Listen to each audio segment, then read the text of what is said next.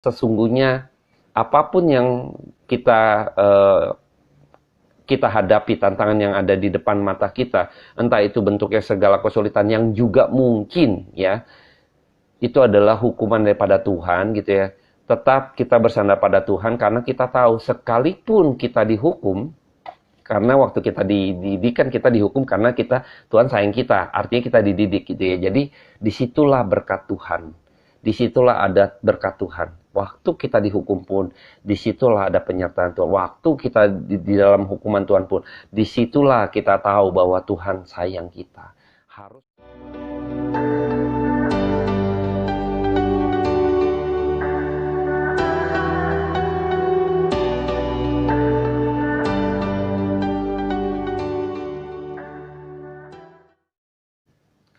Shalom, selamat malam teman-teman dan rekan-rekan sekalian. Pada malam hari ini saya bersuka cita karena bisa menyapa kembali setiap kita. Kita bersyukur karena sampai pada malam hari ini kembali kita boleh menikmati firman Tuhan. Dan sebelum kita mulai pada malam hari ini untuk membahas kembali kebenaran firman Tuhan, saya akan berdoa terlebih dahulu buat setiap kita. Bapa dalam surga, kami mengucap syukur Tuhan karena kebaikan Tuhan hingga pada malam hari ini pun kami masih diberikan kemurahan dan kesempatan demi kesempatan yang Engkau berikan bagi kami untuk kami boleh duduk diam di bawah kaki Tuhan mendengarkan firman-Mu. Hamba berdoa mohon belas kasihan daripada Tuhan agar setiap kami Tuhan boleh diberikan pengertian-pengertian yang baru di dalam setiap kami mendengar kebenaran firman Tuhan. Hamba berdoa karena hamba-Mu sadar terbatas dalam setiap perkataan. Tapi biarlah kuasa Roh Kudus-Mu terus memberikan impartasi yang begitu penting atas setiap perkataan firman Tuhan pada malam hari ini yang sebentar kami akan pelajari. Tuhan pimpin waktu-waktu ke depan, kiranya Tuhan mengurapi setiap perkataan hamba-Mu ini. Hanya di dalam nama-Mu yang kudus, hamba-Mu menyerahkan semua rekan-rekan yang ada di rumah saja ke dalam tangan Tuhan untuk diberkati oleh perkataan-Mu yang hidup itu. Dalam nama-Mu yang kudus, kami mengucap syukur. Amin. Baik. Saya akan membahas kembali, melanjutkan seri kita. Sekarang kita masuk di dalam Kejadian 4 ya, mengenai Kain dan Habel ya. Saya akan baca di 2 ayat saja, Kejadian pasal 4 ayat 1 dan 2. Kita akan bahas pada malam hari ini gitu ya.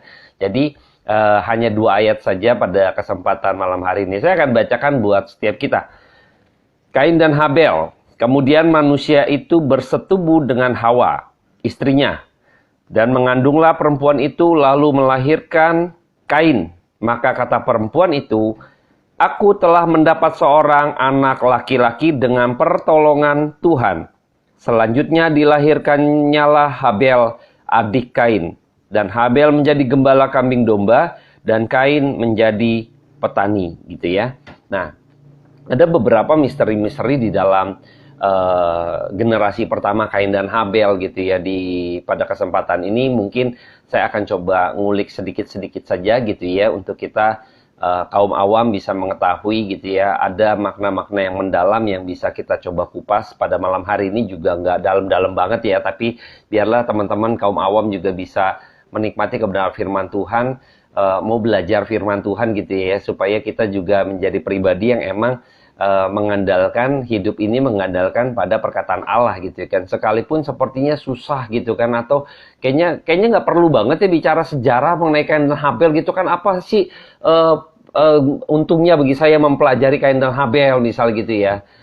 Saya percaya bahwa setiap perkataan firman Tuhan itu akan memberkati setiap kita. Kalau kita tahu apa makna di balik itu semuanya, itu akan memberkati setiap kita, yaitu jiwa kita sebenarnya yang akan dipuaskan. Nah, saya berharap malam hari ini kita belajar mengenai 2 ayat ini juga akan memberikan kepuasan jiwa kita ya. Nah, saya akan coba mulai ketika dikatakan bahwa mereka kan dihukum Tuhan lalu diusir, Kain dan Habel lagi, Adam dan Hawa dulu gitu ya. Jadi pada waktu Adam dan Hawa diusir dengan kesulitan-kesulitan, bahkan kita tahu bahwa ada hukuman di mana ketika itu dia harus si Hawa gitu, perempuan ini harus menderita, mengalami kesukaran ketika dia akan melahirkan ya. Nah, ketika sudah melahirkan lalu ketika lahir Kain, ini yang menarik ya, lahir Kain, maka perempuan itu berkata, ya, saya akan kutip kembali di ayat yang pertama, "Aku telah mendapatkan seorang anak laki-laki dengan pertolongan Tuhan, ya. Jadi kita tahu pada waktu itu, kita lihat di sini di ayat yang pertama, Kejadian 4 ayat pertama, muncul perkataan pertolongan Tuhan, muncul nama Tuhan kembali, ya. Jadi setelah mereka dihukum oleh Tuhan, mereka diusir gitu kan, tapi iman daripada Adam dan Hawa gitu ya, khususnya Hawa saat ini kita lihat, ini mengkonfirmasi bahwa iman Hawa tetap akhirnya juga tetap kepada Tuhan, ya, tetap bertuju pada Tuhan, imannya nggak gugur, ya. Kita tahu pada waktu di Kejadian 3 kita sudah kupas banyak, di situ teman-teman bisa lihat lagi review gitu ya, ada beberapa makna-makna yang mendalam ketika saya memberikan penggambaran bahwa mereka diperlihatkan di depan mata kepala mereka, penebusan yaitu ketika Tuhan membuat pakaian dari kulit binatang di depan mata kepala mereka, di situ ada karya penebusan. Nah, ketika di Kejadian 4 pasal 4 ayat pertama ini kita sudah melihat konfirmasi itu bahwa Hawa mengatakan ketika mendapat Kain gitu kan, lahir seorang anak laki-laki, dan dia mengucapkan pertolongan Tuhan, anak laki-laki dari pertolongan Tuhan gitu ya, mendapatkan anak laki-laki dengan pertolongan Tuhan. Berarti kita tahu bahwa imannya nggak gugur gitu ya, imannya nggak gugur. Kembali muncul kata Tuhan di sana ya, pertolongan Tuhan. Dia tahu di dalam kesulitan dia, di dalam kesukaran dia, penderitaan dia, dia melihat ada satu penghiburan, yaitu apa? Adanya anak laki-laki yang dilahirkan oleh Hawa gitu ya. Nah, ini ada yang spekulasi dalam tafsiran gitu ya, bahwa sebelumnya juga mungkin ada anak perempuan gitu kan. Jadi yang disorot bukan Kain dan Habel, jadi lebih dari Kain dan Habel gitu ya. Jadi secara ini spekulasi dan tafsiran gitu ya. Dan saya pikir juga nggak salah gitu ya. Saya nggak bilang nanti tafsiran itu spekulasi dan lain sebagainya, karena di ayat yang ke-17 tiba-tiba nanti Kain bersetubuh dengan istrinya, dan mengandunglah gitu kan. Dan ini langsung ceritanya kok tiba-tiba ada anak lain, anak perempuan. Nah, sedangkan di pasal keempat tidak diceritakan ada anak perempuan gitu ya. Jadi ini ada spekulasi bahwa emang ada anak-anak di luar dari Kain dan Habel. Maksudnya ini yang disorot dalam kisah ini mengenai iman nanti gitu. Ini belajar banyak kita Kain dan Habel gitu. Tapi di luar itu ada anak-anak lain sebenarnya lebih dari Kain dan Habel tentunya ya. Karena nanti gimana keturunan-keturunan berikutnya gitu ya. Nah, saya nggak bicarain spekulasi mengenai anak di luar itu gitu kan. Ada anak-anak yang lain, tidak ya. Tapi saya menyoroti kembali bagaimana ketika itu kalaupun ada anak perempuan misalnya gitu kan sebelumnya gitu kan atau apa, tapi intinya Kain ini menjadi anak yang pertama gitu kan, laki-laki pertama kira-kira gitu. Kalau anak laki-laki juga laki-laki pertama, kalau nggak pertama pun dia laki-laki yang pertama, kira-kira demikian ya. Jadi senengnya bukan main gitu ya. Jadi kadang kalau kita anak laki-laki ini jadi kayak semacam kebanggaan gitu kan, karena sebagai imam, sebagai leader, sebagai penopang keluarga, jadi yang diandalkan kira-kira gitu ya. Jadi kata Kain sendiri itu artinya mendapati atau kepemilikannya. Jadi semacam kita milik pusaka gitu ya. Jadi yang bisa diandalkan gitu ya. Jadi Kain ini ketika lahir begitu ada sukacita, maka di dalam penderitaan Hawa gitu saat melahirkan, dalam mengalami kesukaran, dalam ketika kita tahu pada waktu melahirkan tuh, aduh, kalau saya ngelihat proses bagaimana persalinan gitu ya. Beberapa waktu yang lalu, beberapa hari yang lalu saya coba melihat dikirimin ada video mengenai bagaimana proses persalinan dalam bentuk anatomi gitu kan tubuh. Terus akhirnya saya ngeliat betapa sulitnya gitu ya menanggung beban yang begitu rupa seorang wanita, seorang perempuan ketika harus melahirkan gitu ya. Waduh, sulitnya setengah mati gitu ya. Kadang saya ngeliat prosesnya aja, lihat di video itu saya bilang, waduh, saya bilang ngeri ya. Karena pada waktu saya menemani istri saya gitu kan, belum keluar, masih dalam perut aja gitu kan, dia ngelihat dia aja kita udah stres gitu ya.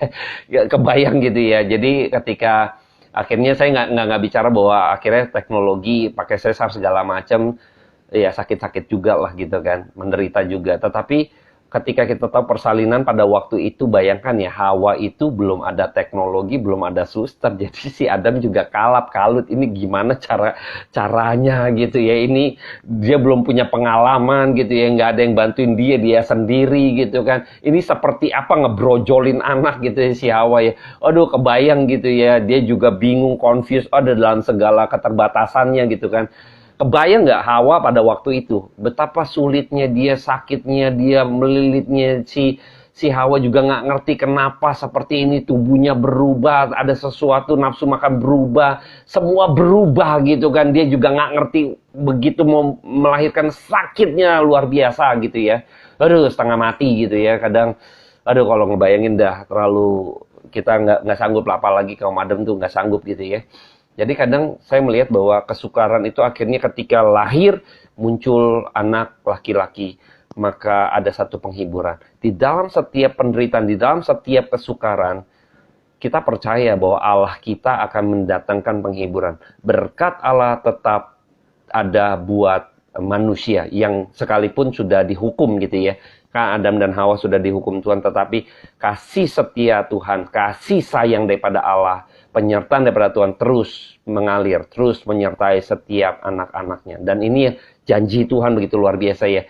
Di tengah kesulitan, di tengah segala penderitaannya, Allah tetap memberikan penghiburan. Salah satunya adalah ketika Hawa mendapatkan Kain, maka dia mulai pertolongan Tuhan, ada tangan Tuhan turut campur di dalam setiap anak-anaknya gitu ya. Dan kita dalam penderitaan, kesukaran apapun gitu ya, teman-teman harus tahu bahwa ada penghiburan daripada Tuhan tersendiri buat setiap kita gitu ya. Bentuknya apa nanti teman-teman sendiri yang rasain gitu ya. Jadi kita di dalam hidup ini nggak usah khawatir, karena sekalipun di dalam hukuman yang Tuhan berikan ya, Tuhan hukum Adam dan Hawa pada waktu itu ya, Tuhan tetap mendampingi kita, Tuhan tetap menyertai, Tuhan tetap menyatakan kasih setianya, kasih sayangnya, penghiburan ketika dalam penderitaan kesukaran, tetap penghiburan dan berkat Tuhan nggak pernah berhenti buat setiap orang yang percaya. Nah, saya yakin juga gitu ya kan, dalam hidup Anda dan saya, ketika dalam situasi penderitaan apapun, tetaplah kita di dalam Dia. Tetaplah kita berpegang di dalam Kristus. Tetaplah kita berdoa di hadapan Tuhan, bersandar pada Dia. Tuhan akan tetap memberikan penghiburan dan akan memberikan kekuatan yang baru. Dan saya yakin itu. Nah, ketika itu dia senang sekali Hawa ya, maka kita tahu imannya nggak gugur, dia kuat, dia memanggil nama Tuhan, pertolongan Tuhan gitu ya.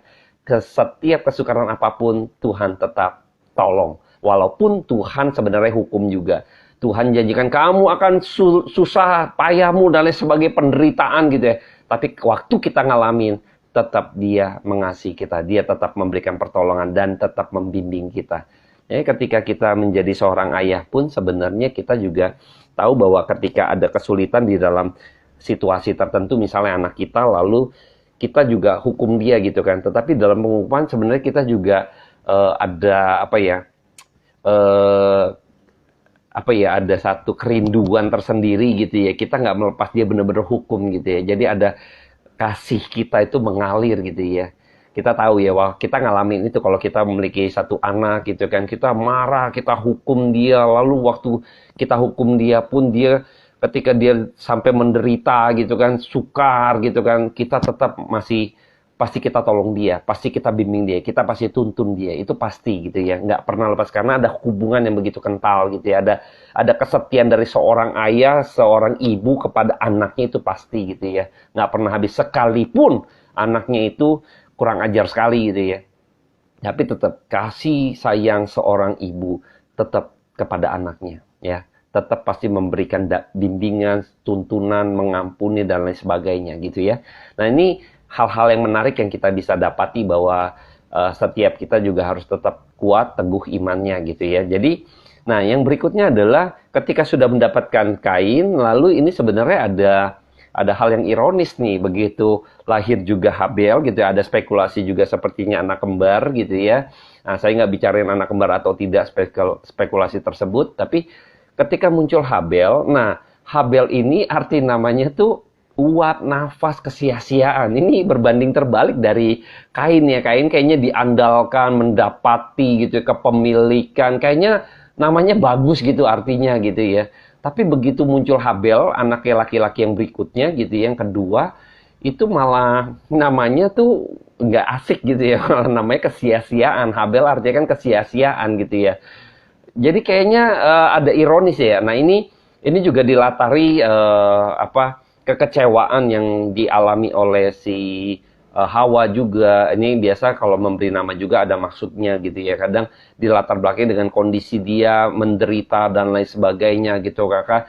Ketika muncul Habel, jadi sepertinya diabaikan. Jadi ada kain-kain yang diandalkan, muncul Habel gitu kan, ya udah diabaikan lah gitu kan. Jadi sorotnya lebih kepada Kain. Tetapi kita tahu di dalam kisah Kain dan Habel justru yang imannya sungguh gitu ya, yang benar-benar berkenan di hadapan Tuhan justru malah Habel yang dianggap ya sia-sia, yang diabaikan gitu ya. Jadi seringkali demikian. Nah ini saya nggak bahas, nanti mungkin di minggu depan kita akan bahas beberapa hal penting mengenai Kain dan Habel gitu ya. Nah yang saya mau tekankan kembali lagi adalah kenapa akhirnya Habel ini namanya dinamakan demikian gitu ya. Ya dinamakan sesuatu yang kayaknya tidak menyenangkan, tidak enak gitu ya. Adalah terbelakang tertentu untuk menggambarkan kondisi daripada Hawa yang di dalam penderitaannya, kesukarannya gitu ya. Jadi kadang emang di satu sisi ada satu penghiburan, di sisi lain juga sepertinya juga ada satu penderitaan gitu ya. Saya ambil contoh sederhana gitu ya. Kalau kita kayaknya punya anak, kayaknya ada satu kegirangan tersendiri. Tapi ketika anak banyak gitu ya, kegirangan itu bisa menjadi satu ancaman, tanda petik gitu. Maksudnya menderita karena harus lebih capek lagi cari duit gitu kan, harus kerja lebih ekstra lagi karena anaknya banyak. Di satu sisi kita terhibur, ada penghiburan, tapi di sisi lain kita menderita, tanda petik, karena harus ekstra lagi, berjuang lebih keras, bangun lebih pagi lagi, ngurusin anak begitu banyak, wah lebih ekstra lagi kerjanya gitu ya. Nah inilah paradoks gitu ya, jadi ironisnya gitu ya, tapi harus dinikmati seperti itu ya. Jadi pada waktu ada Kain terus ada Habel gitu ya, ini dua anak ini bertolak belakang sepertinya gitu ya. Tapi ini juga hal yang menarik, nanti minggu depan mungkin akan kita bahas. Yang berikutnya adalah langsung kita masuk ke dalam pekerjaannya. Dikatakan di sana kan Kain profesi sebagai petani lah ya, bercocok tanam gitu ya.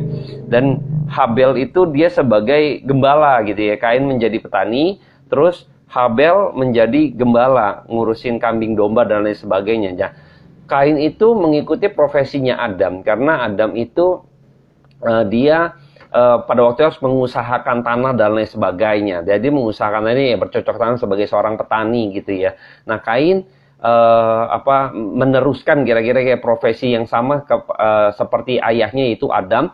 Jadi Adam bercocok tanam gitu ya. Jadi Kain pun menjadi seorang petani gitu ya. Nah, tetapi ada Habel itu profesi baru gitu ya, yaitu gembala, menggembalakan kambing domba gitu ya. Dan ini nanti kaitannya dengan penggembalaan, dengan pokoknya dengan iman, pekerjaan dan lain sebagainya gitu ya.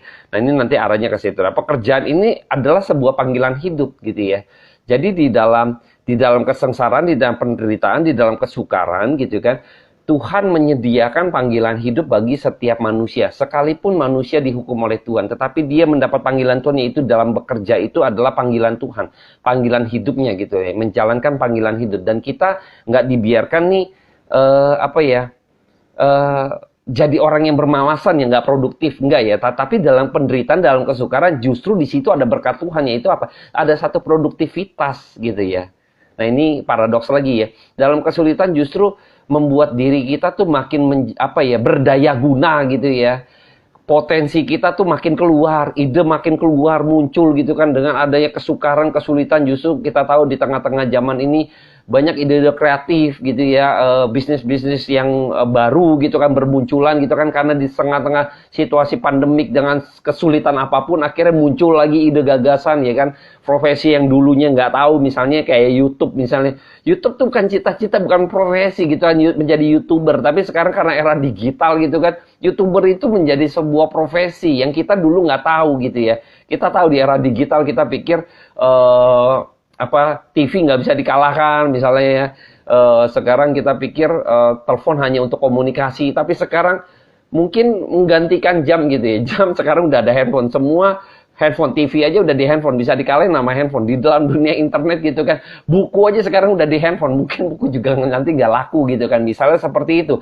Kita nggak tahu, ada hal-hal baru yang akhirnya justru dalam tengah-tengah kesulitan dan kesukaran, justru muncul hal-hal yang baru yang akhirnya membuat manusia itu produktif. Dan ini berkat Tuhan kan, benar ya? di dalam kesulitan seakan-akan hukuman Tuhan tuh nggak enak gitu ya. Tetapi di balik itu kalau kita tahu bahwa ada satu unsur yang Tuhan memberkati, yaitu engkau memiliki satu potensimu digali oleh Tuhan, potensimu ditarik oleh Tuhan gitu kan dalam situasi yang demikian gitu ya. Ini hal-hal ironis gitu ya, hal-hal yang berparadok, berkebalikan seperti itu ya. Teman-teman harap bisa mengikuti gitu ya. Jadi saya melihat bahwa ada panggilan hidup waktu setiap manusia yang lahir, maka dalam kesulitan, dalam kesukaran itu justru dia mendapat panggilan hidup, yaitu mereka harus bekerja. Ya, pekerjaan ini panggilan hidup salah satunya gitu. Jadi bekerja, waktu dia bekerja disitulah tanda Tuhan memberkati setiap kita. Kalau yang hari ini Bapak Ibu ya, kita tahu di tengah-tengah pandemi banyak orang yang akhirnya kehilangan pekerjaan gitu ya. Banyak orang yang kehilangan pekerjaan, tetapi dalam situasi yang kesukaran pun kita lihat banyak orang yang akhirnya berusaha ya menjadi wira swasta dadakan gitu kan, akhirnya dia harus mungkin jualan gitu kan dan lain sebagainya. Itu sebenarnya berkat Tuhan tuh. Potensinya sedang digali, sedang diasah, yang tadinya males-malesan jadi dipecut gitu kan, jadi lebih giat lagi, yang tadinya karena pikir pekerjaan saya udah dapat pekerjaan santai-santai aja, terus pandemik akhirnya mendapat PHK misalnya gitu. Saya nggak menghina yang di PHK, tidak, tapi ada bagian akhirnya ketika kita tidak produktivitas. Nah makanya nih, balik lagi nih, waktu kita bekerja mendapat pekerjaan, kalau akhirnya kita malas-malasan, kita nggak sungguh-sungguh gitu ya, kita nggak setia, makanya waktu di tengah-tengah pandemik Tuhan ambil pekerjaan itu gitu kan. Sepertinya penderitaan datang gitu kan, supaya kita lebih sungguh-sungguh lagi. Makanya kalau kita yang sudah bekerja, kita bersyukur aja gitu ya, dan kerjakan pekerjaanmu gitu ya. Kalau yang sampai hari ini Anda tidak di PHK, kemungkinan itu adalah kesempatan yang Tuhan masih berikan, yang percaya, dan engkau harus sungguh-sungguh mengerjakan pekerjaanmu itu. Karena kalau tidak, Tuhan akan dengan caranya Tuhan gitu ya, engkau di PHK, tetap Tuhan akan memberkati engkau akan berusaha, engkau akan dipaksa rajin gitu ya, dipaksa gitu ya. Jangan sampai demikian, dipecut lagi gitu kan, untuk kita mau benar-benar mengerjakan gitu ya kan, sungguh-sungguh lagi. Capek kan gitu kan, udah dipukul dulu baru jalan kayak kerbau gitu ya, dipecut kencang gitu kan baru gerak gitu kan. Kan nggak harus tunggu dipecut dulu, kita harus ya gerak aja gitu kan, berjalan, berkarya gitu ya. Nah ini panggilan Tuhan di dalam hidup kita setiap manusia, salah satunya adalah bekerja, dan dalam bekerja itu cara Tuhan memberkati setiap kita gitu ya. Jadi produktivitas kita ada dan lain sebagainya. Di sini ketika Tuhan hukum pun kita melihat bahwa bagaimana Tuhan tetap memberkati kita, bagaimana ketika itu Tuhan juga menyertai kita, dan Tuhan tetap memberikan kasih-Nya dan kemurahan-Nya bagi setiap manusia yang dihukum. Nah, saya melihat bahwa ada profesi yang berbeda gitu ya, ada profesi yang berbeda, menarik ya, petani. Terus nanti ada profesi gembala, ini ada profesi lainnya gitu. Ini tapi saya sorotin Kain dan Habel. Ini profesi yang berbeda gitu ya. Yang satu main daging, yang satu main tumbuhan atau sayur mayur lah, kita kira-kira demikian. Nah, sebenarnya profesi yang berbeda ini ada satu daya tarik tersendiri, bahwa profesi yang berbeda ini menjadi bagian daripada cara Tuhan gitu ya, untuk Kain dan Habel sesungguhnya, untuk adanya ada satu keterikatan, ketergantungan satu dengan yang lainnya. Kalau kita bahasa lalu gitu ya, bahasa dulu pakai zaman dulu, ini kan barter gitu ya. Jadi saya punya daging gitu kan, saya mau makan sayur kamu, saya jual daging kamu, kamu tukar, kamu kasih ke saya sayur saya. Jadi kita ini ada hubungan yang sebenarnya pengen dirangkai gitu ya. Ada satu ketergantungan satu dengan yang lainnya gitu ya. Ini ketergantungan satu dengan yang lainnya hal yang menarik. Sama ketika dalam kehidupan kita memiliki profesi yang begitu banyak, begitu luas gitu kan, satu dengan yang lain, supaya kita ada satu keharmonisan yang Tuhan pengen rangkai sesungguhnya di dalam kehidupan kita sebagai manusia satu dengan yang lainnya gitu ya. Nah ini menarik sekali, Tuhan bikin demikian rupa, akhirnya kita manusia satu dengan yang lain memiliki satu komunikasi, satu hubungan gitu, ada satu relasi yang ada hubungan saling begitu rupa ya. Nah ini dari pekerjaan yang berbeda ini. Nah ini saya berharap kita juga Tuhan sudah rangkai loh hubungan nanti antara keluarga pun gitu kan, sebenarnya Tuhan sudah berikan jalan gitu kan supaya hubunganmu relasi tetap terrelasi, tetap terhubung dengan baik gitu kan, dengan salah satunya di sini adalah Kain dan Habel pekerjaan yang berbeda gitu ya, profesi yang berbeda. Tetapi profesi itu akhirnya mengkaitkan mereka, menyatukan mereka dalam satu hubungan, ketergantungan satu dengan yang lainnya. Ini menarik ya. Jadi saya berharap kita tahu bahwa cara Tuhan bagaimana membuat satu hubungan itu harus jalan untuk hubungan itu menjadi harmonis dalam satu keluarga dan lain sebagainya, antar hubungan manusia satu dengan manusia yang lain. Ini ada cara Tuhan luar biasa gitu ya, saya melihat ya. Nah, saya berharap pada malam hari ini kita juga sama-sama yang sudah belajar ini, nanti minggu depan kita bahas lagi, nanti justru dengan adanya ini malah hubungannya malah renggang ya. Bahkan kita tahu bahwa Kain membunuh Habel gitu ya kan. Harusnya dari pekerjaan ini Tuhan, jalan Tuhan untuk ada ketergantungan, justru malah ada pembunuhan kasusnya. Ini mengerikan sekali ya. Jadi minggu depan mungkin kita akan bahas kembali, dan saya berharap pada malam hari ini kita mendapati bahwa sesungguhnya apapun yang kita hadapi, tantangan yang ada di depan mata kita, entah itu bentuknya segala kesulitan yang juga mungkin ya, itu adalah hukuman daripada Tuhan gitu ya.